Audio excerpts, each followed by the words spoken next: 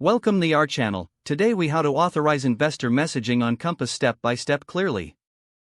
To authorize investor messaging on Compass, start by logging into your Compass account. Once you're logged in, navigate to the main dashboard.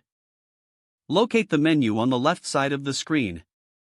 Click on the Settings option in the menu. In the Settings menu, find and select Investor Messaging. You will see an option to enable or disable messaging. Click on the toggle switch to enable investor messaging. After enabling, a series of fields will appear for additional information. Fill in the required fields with the necessary investor details. Ensure that all contact information is accurate. Once all fields are completed, locate the Save button at the bottom of the page. Click on Save to finalize the changes. You will receive a confirmation message indicating that investor messaging is now authorized. To verify the setup, navigate back to the investor messaging section. Check that the status indicates it is active. If needed, you can edit the investor information at any time by returning to this section. Your investor messaging on Compass is now successfully authorized. If the page does not load, refresh the browser or try again in a private or incognito window.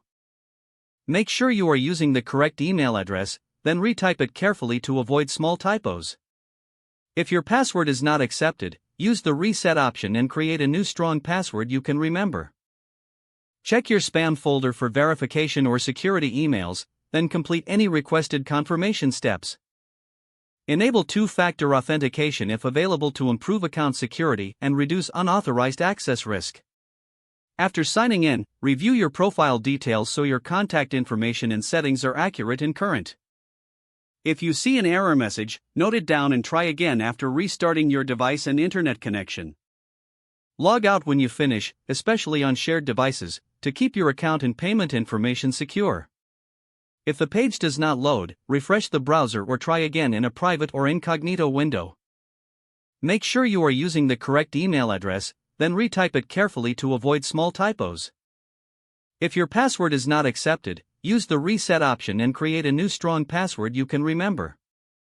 Check your spam folder for verification or security emails, then complete any requested confirmation steps. Don't forget to like this video and subscribe to our channel for more step-by-step tech guides.